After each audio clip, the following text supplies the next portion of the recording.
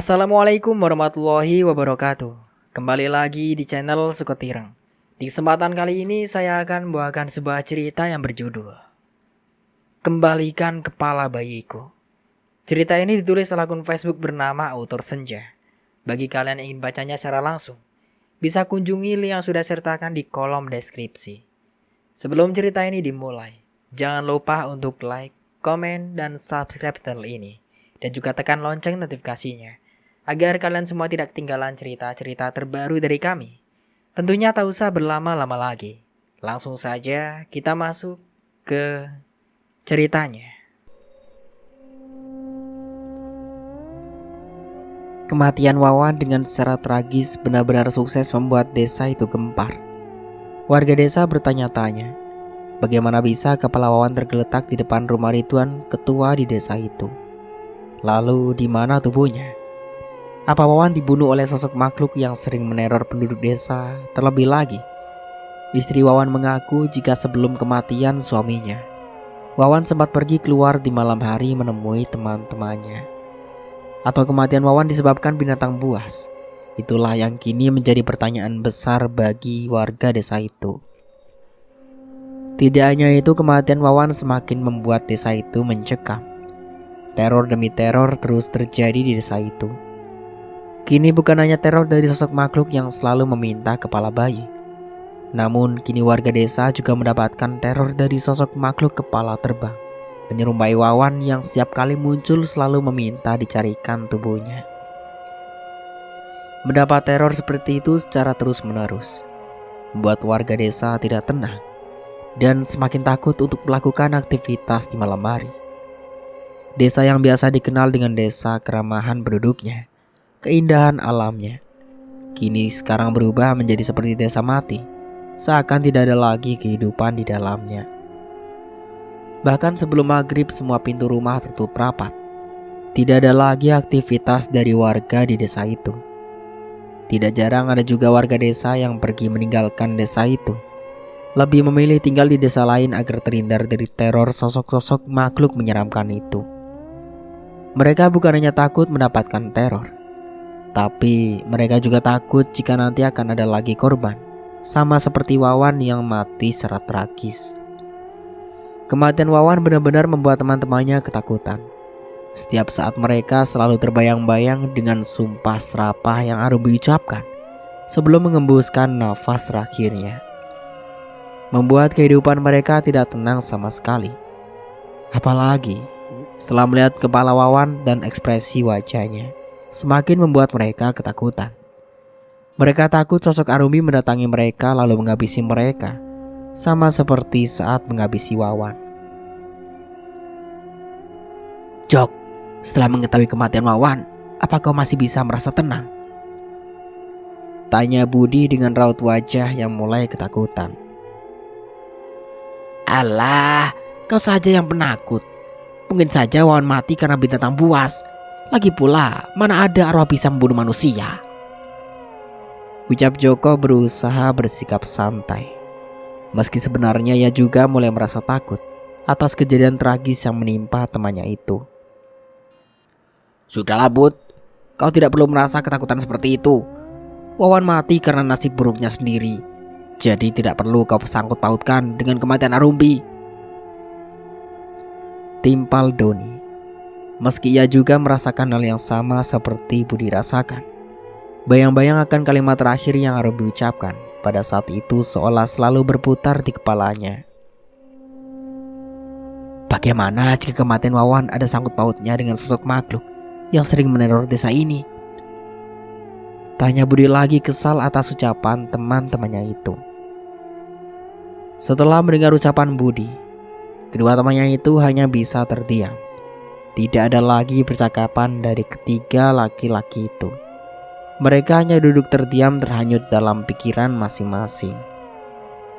Tidak lama mereka pun memilih untuk pulang ke rumah masing-masing. Terlebih tidak lama lagi malam pun akan segera tiba. Waktu telah berlalu.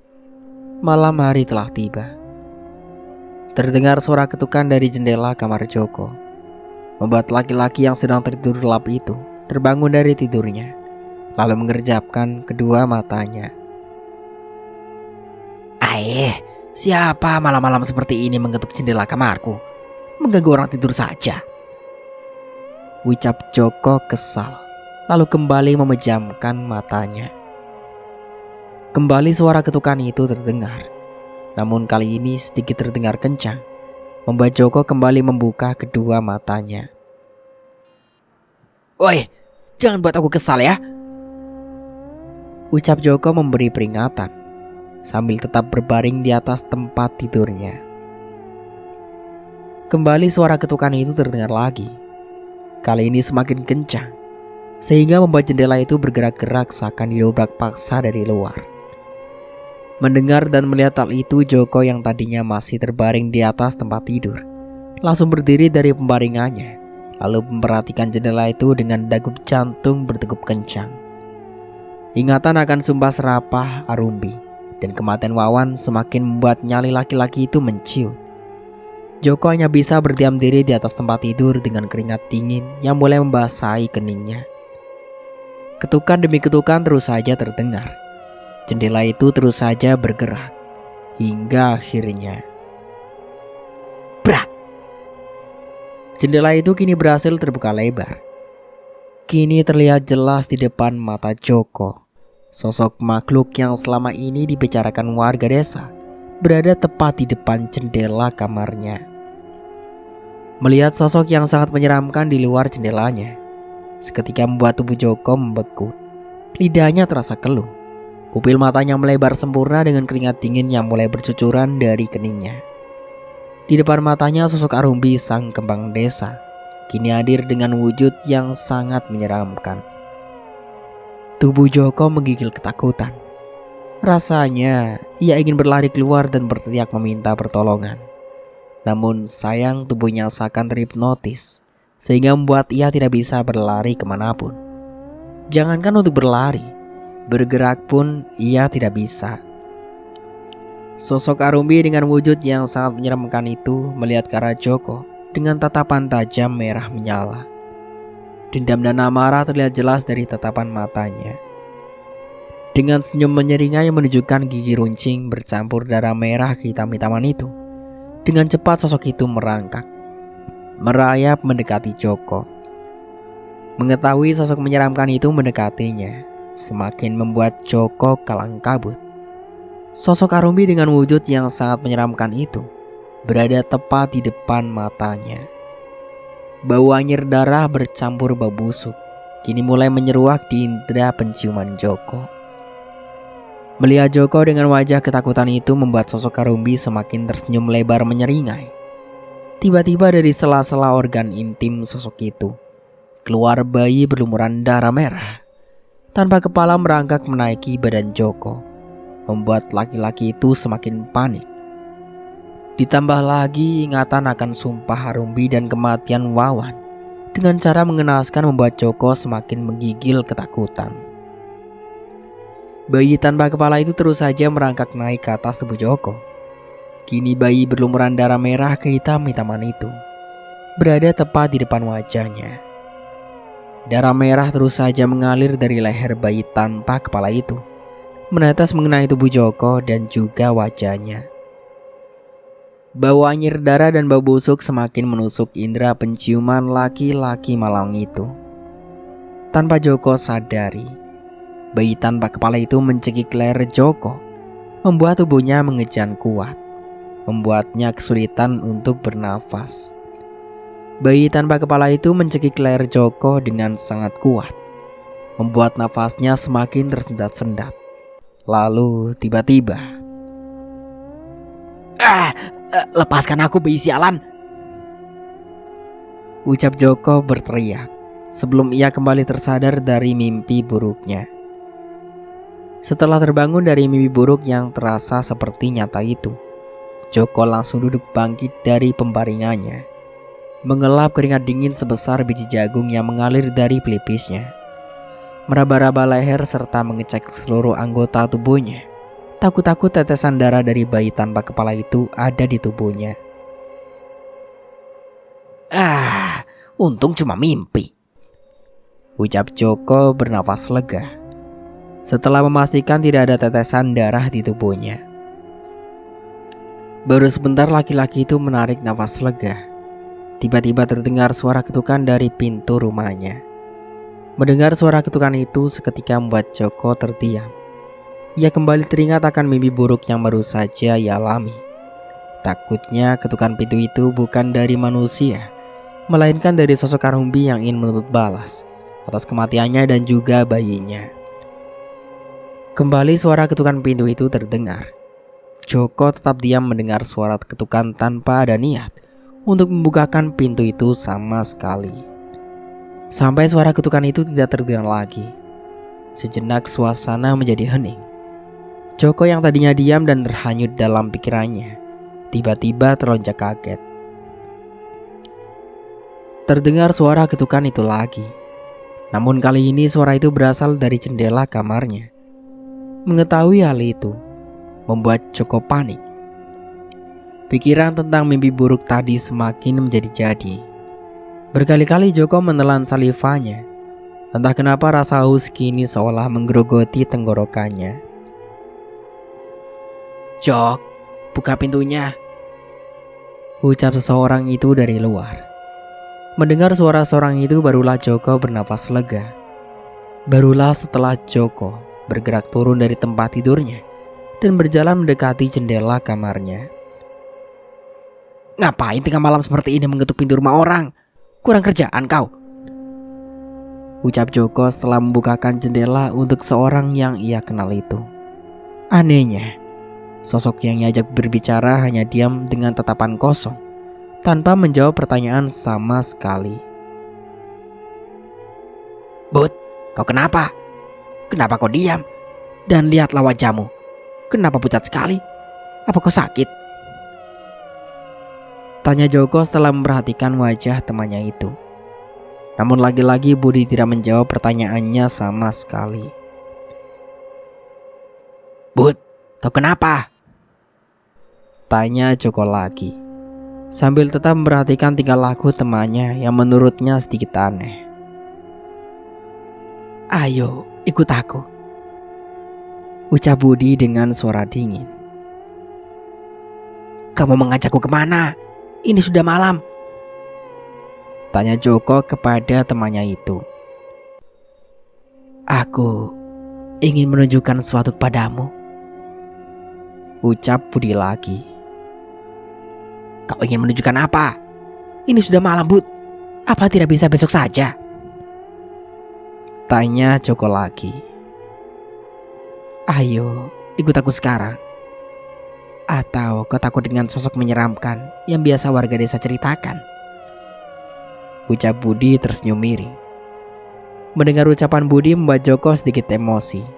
Lalu dengan cepat ia menyetujui keinginannya temannya itu, lalu mengikuti langkah Budi dari belakang. Dengan langkah cepat Budi terus berjalan cepat, mengajak Joko ke sebuah tempat. Lalu tibalah mereka di sebuah hutan yang sangat Joko kenal. "Kenapa kau mengajakku ke sini, Bud?" tanya Joko keheranan. "Aku ingin menunjukkan sesuatu," jawab Budi cepat dengan tatapan mata lurus ke depan. "Iya, tapi apa? Ini sudah malam. Kenapa tidak besok saja sih?" tanya Joko lagi. "Ini tentang Wawan," jawab Budi dengan suara dingin. "Wawan? Apa kau menemukan jasadnya?" tanya Joko dengan mata terbelalak setelah mendengar jawaban temannya itu.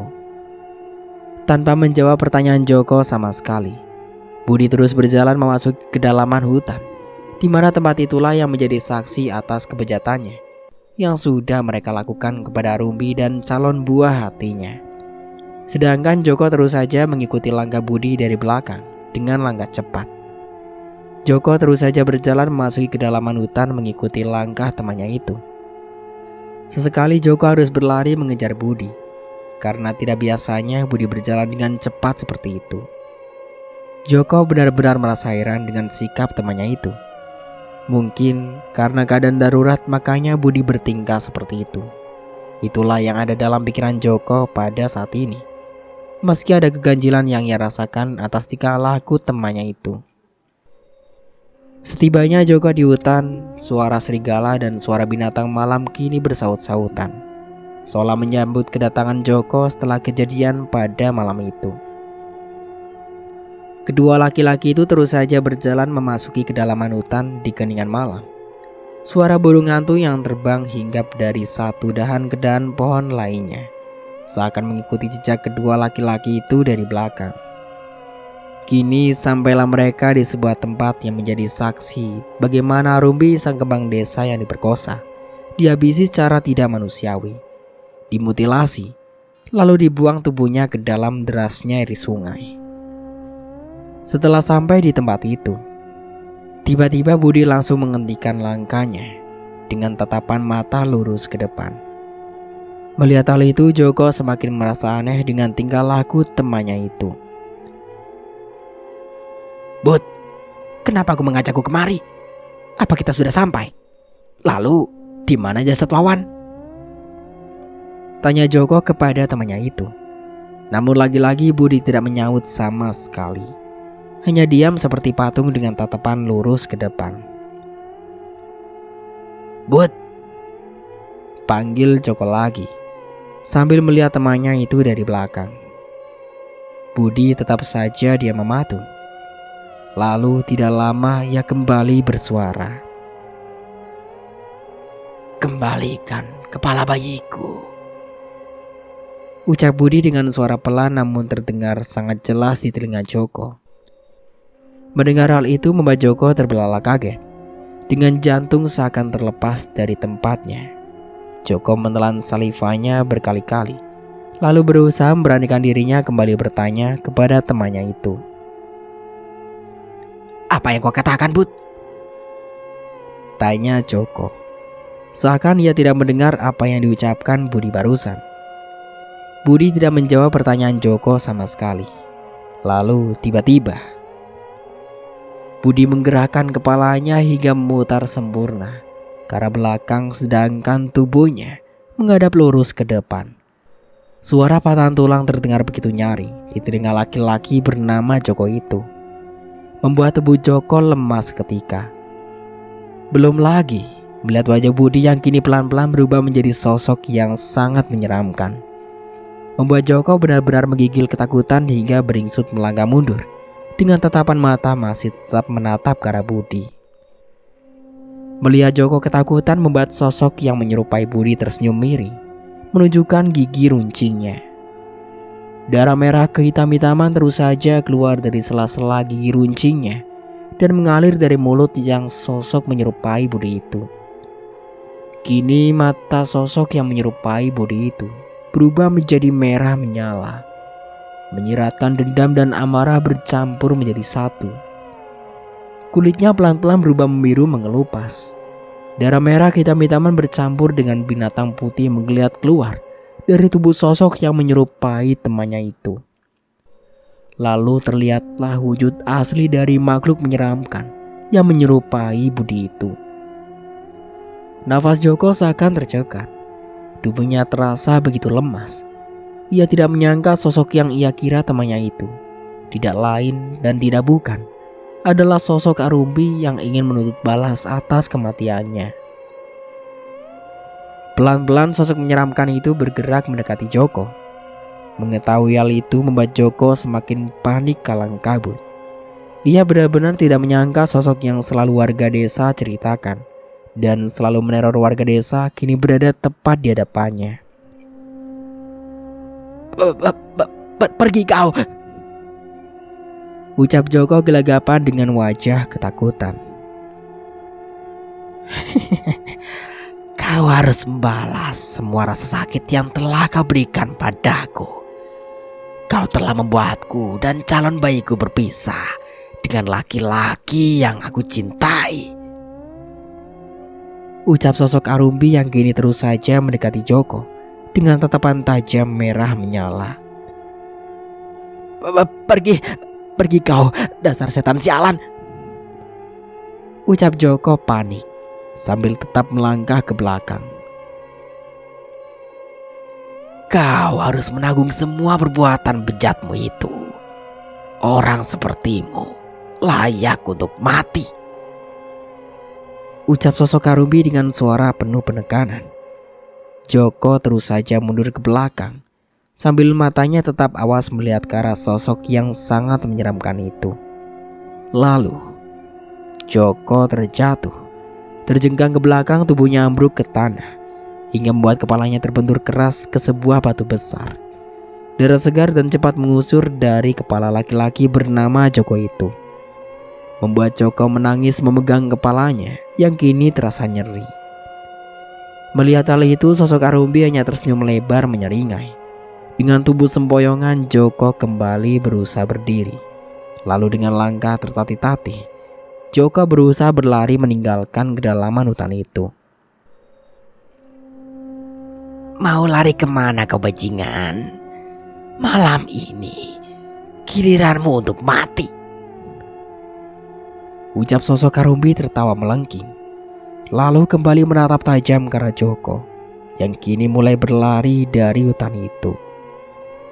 Tiba-tiba, tangan dengan kulit membiru mengelupas itu bergerak memanjang menarik kaki Joko dan membuat tubuh Joko terpental kuat membentur pohon besar hingga membuat laki-laki itu merintih kesakitan, memuntahkan cairan berwarna merah dari mulutnya.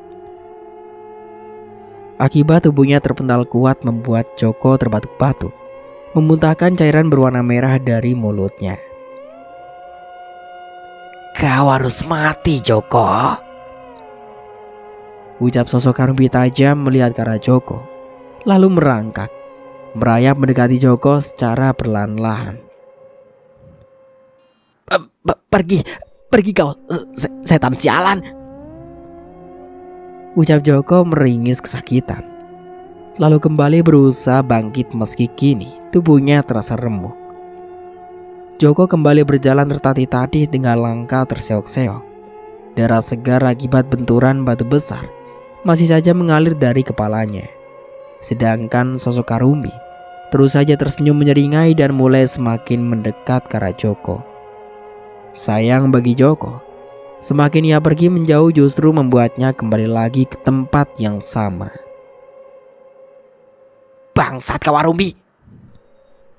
Ucap Joko berteriak emosi setelah sadar jika ia kembali lagi ke tempat yang sama. Tempat ia dan teman-temannya menghabisi Arumbi pada saat itu.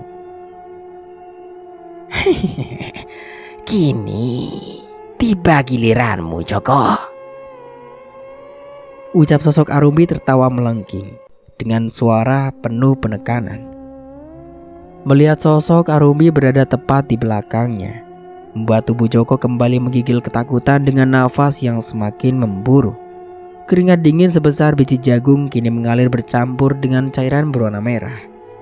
Ingatan akan potongan kepala Wawan kembali berputar di kepalanya, membuat tubuh Joko gemetar. Joko berharap ini hanyalah sebuah mimpi buruk dan saat ini ia masih terbaring tertidur pulas di tempat tidurnya.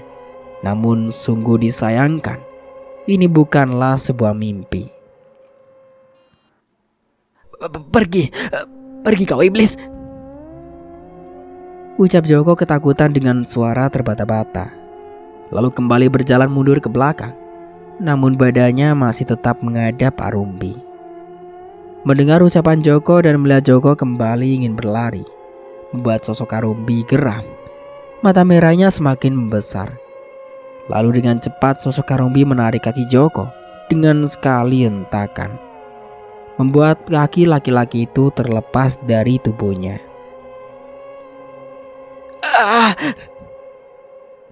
Teriak Joko kencang, membuat binatang malam berlari ketakutan. Joko hanya bisa menangis senggukan melihat kaki kanannya sudah tidak ada lagi dari tubuhnya. Ia kembali terjatuh. Darah segar kembali mengucur dari anggota tubuhnya yang sudah terpisah itu. Sialan kau Arumbi! Ucap Joko emosi, berguling-guling meringis kesakitan. Mendengar Joko yang masih terus saja mengumpat, membuat sosok Karumbi kembali tersenyum menyeringai. Lalu tangan dengan kuku runcing kehitaman itu menyurak masuk ke dalam mulut Joko, hingga membuat mulut laki-laki malang itu sobek menganga dan menarik lidah Joko sampai putus. Tubuh Joko melemah dengan nafas yang mulai tersendat-sendat. Rasa penyesalan mulai merasuki relung hati laki-laki malang itu. Namun sayang, bak pepatah mengatakan, nasi sudah berubah menjadi bubur. Rasa bersalah dan penyesalan itu sudah tidak ada artinya. Kini Joko hanya bisa meratapi nasibnya yang malang dan menanggung semua perbuatan keji yang telah ia lakukan kepada Rumbi. Lalu tiba-tiba, sebuah dahan pohon besar jatuh dari atas tertancap menembus perut laki-laki yang sudah melemah itu. Seketika itu juga darah segar kembali mengucur deras, hingga membuat nafas Joko terhenti dengan mata melotot memutih sempurna ke atas. Di lain sisi, setelah tragedi kematian Wawan dengan cara mengenaskan, hari ini Bagus kembali ke rumahnya. Ia bertekad untuk mencari keberadaan Arumbi, wanita yang sangat ia cintai. Bagus sangat yakin Arumbi tidak akan pernah bisa mengkhianatinya. Terlebih ketika melihat robekan kain yang sangat ia kenal itu tersangkut di jendela kamarnya, membuat Bagus semakin yakin ada yang tidak beres dengan hilangnya sang pujanati. Sepanjang perjalanan Bagus terus berpikir. Pikirannya jauh menerawang, memikirkan di mana keberadaan Arumbi sekarang. Belum lagi tentang tingkah laku bapak tirinya yang hilang entah kemana. Bagus hanya menduga-duga apa hilangnya Rumbi ada sangkut pautnya dengan Broto. Hingga tanpa sadar Bagus menabrak seorang laki-laki tua memakai tongkat, bertubuh bungkuk, dan memiliki jenggot panjang berwarna putih. Maaf kek, saya tidak sengaja, ucap Bagus merasa bersalah setelah sadar jika ia menabrak seorang. Laki-laki tua berjenggot putih itu hanya diam, memperhatikan Bagus dengan wajah datar. Melihat tidak ada jawaban dari kakek tua itu, dan cara kakek tua itu memandangnya, membuat Bagus bingung. Lalu ia kembali bersuara. Saya benar-benar minta maaf kek atas kecerobohan saya. Kalau begitu saya permisi kek, ucap Bagus lagi dengan sopan, lalu kembali ingin melanjutkan perjalanannya. Baru satu langkah Bagus melangkahkan kakinya, tiba-tiba kakek tua berjenggot putih itu bersuara, hingga membuat Bagus terkejut dan menghentikan langkahnya. Kebenaran akan segera terungkap. Berhati-hatilah dalam langkah. Jangan mudah percaya dengan apa yang terlihat. Terkadang apa yang terlihat belum tentu benar adanya, dan apa yang tidak terlihat bisa jadi itu benar, ucap kakek tua itu bijak. Mendengar ucapan kakek tua itu, Bagus kembali menoleh ke belakang. Namun anehnya setelah Bagus menoleh sempurna ke belakang, Bagus semakin dibuat kaget. Kakek tua berjanggut putih itu sudah tidak ada lagi di sana, menghilang tanpa jejak. Melihat kakek tua itu hilang entah kemana, membuat Bagus tercengang dan bertanya-tanya. Kemana kakek tua itu pergi? Bukankah tadi ada di sini? Apa aku hanya berhalusinasi? Ucap Bagus berdialog dengan dirinya sendiri, berpikir sambil mengucek matanya berkali-kali. Jika aku hanya berhalusinasi, tapi kenapa terasa sangat jelas tubuhku menabrak kakek tua tadi? Dan dengan jelas sekali aku mendengar suaranya. Lalu kemana kakek tua berjanggut putih itu pergi? Ucap Bagus kembali berdialog dengan dirinya sendiri, kebingungan sambil melihat ke segala arah. Sudahlah, mungkin ini hanya halusinasiku saja, ucap Bagus lagi setelah memastikan tidak ada siapapun di sana kecuali dirinya sendiri. Lalu kembali melangkahkan kakinya. Dalam perjalanan menuju rumahnya, tidak jarang Bagus sering berpapasan dengan penduduk yang masih tinggal di desa itu. Tidak hanya itu, tanpa sengaja indera pendengaran Bagus menangkap sebuah percakapan penduduk desa yang sedang bergosip tentang teror-teror menyeramkan yang mereka terima dari sesosok wanita hamil dengan wujud yang sangat menyeramkan, yang setiap kali muncul selalu merintih kesakitan dan selalu meminta untuk mengembalikan kepala bayinya. Mendengar percakapan penduduk di desa itu membuat Bagus begitu terkejut. Bagus tidak menyangka jika selama beberapa bulan ia pergi, ada banyak kejadian buruk yang terjadi di desa itu. Desa yang selalu dikenal banyak orang dengan keindahan alamnya yang masih sangat asri, kini berubah menjadi desa yang sangat menyeramkan. Terlebih ketika malam hari tiba, suasana berubah menjadi mencekam. Desa ini menjadi desa sangat sunyi, seperti desa mati yang tidak ada penghuninya sama sekali. Membuat siapapun enggan untuk datang ke desa ini. Jangankan untuk datang, penduduk yang tinggal di desa ini saja banyak yang memilih pergi meninggalkan desa dan memilih tinggal di tempat lain. Mereka takut dengan teror-teror menyeramkan yang terjadi di desa ini. Penduduk desa yang masih tidak menyadari akan kehadiran Bagus di tempat itu terus saja bergosip. Bagus sengaja menghentikan langkahnya agar bisa mengetahui informasi tentang apa yang terjadi di desa ini selama ia pergi merantau. Bagus terus saja mendengarkan dan mempertajamkan indera pendengarannya. Lalu tiba-tiba ada salah satu penduduk desa yang mengatakan sesuatu yang mampu membuat Bagus terkejut dengan dada bergemuruh. Apa kalian tidak pernah berpikir kalau teror-teror menyeramkan yang kita terima ada sangkut pautnya dengan hilangnya Rumbi? Terlebih lagi, Rumbi menghilang pada saat ia sedang hamil besar. Ucap salah satu penduduk desa itu. Masuk akal sih. Aku juga sempat berpikir seperti itu. Apalagi sebelum dapat kabar akan hilangnya Rumbi. Malamnya kita semua mulai mendapat teror. Sahut salah satu penduduk desa itu lagi. Apa jangan-jangan Rumbi sudah mati? Lalu arwahnya bergentayangan dan meneror kita semua? Ucap salah satu penduduk desa itu lagi. Mendengar hal itu, semua penduduk desa yang bergosip itu sejenak terdiam, terhanyut akan pikiran mereka masing-masing. Bukan hanya penduduk desa itu saja, pikiran Bagus pun ikut terhanyut akan ucapan penduduk desa itu. Terlebih lagi, apa yang mereka katakan terdengar masuk di akal, membuat dada Bagus bergemuruh dengan hebat. Dadanya terasa sesak, matanya terasa memanas. Kini air mata kembali mulai menggenangi pelupuk mata laki-laki muda itu. Tidak, ini tidak mungkin. Rumbiku dan calon buah hatiku masih hidup. Rumbi tidak akan mungkin pergi meninggalkanku, ucap Bagus dalam hati, sambil menggeleng-gelengkan kepalanya dengan air mata yang terus menggenangi pelupuk matanya. Pertanda ia tidak setuju dengan apa yang penduduk desa itu katakan. Untuk sementara aku cukupkan dulu ceritanya sampai di sini. Sampai jumpa kembali di part berikutnya. Saya Mang Dayun pamit undur diri. Kurang lebihnya mohon maaf. Wassalamualaikum warahmatullahi wabarakatuh.